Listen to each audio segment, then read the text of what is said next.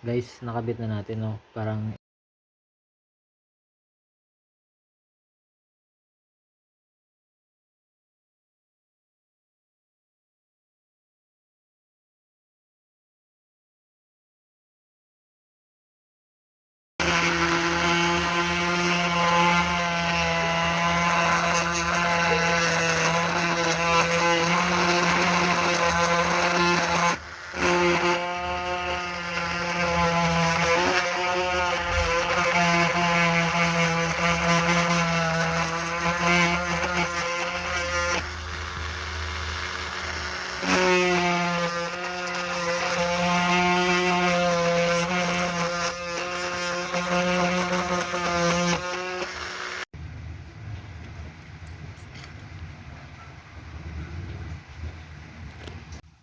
ito ay lilipat natin dito.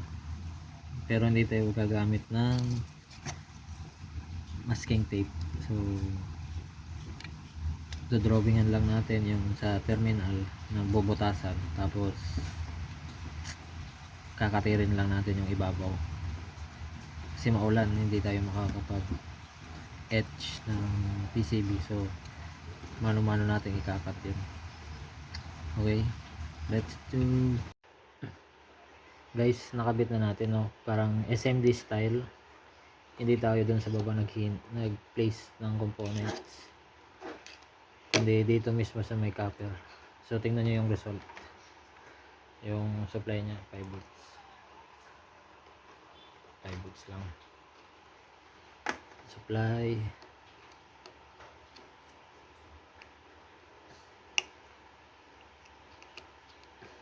Yan o, 5 volts. Tapos ang kagandahan nito, dalawa yung naging out nya. Ito isa yan. Tapos ito talaga yung out nya, isa. Yan o.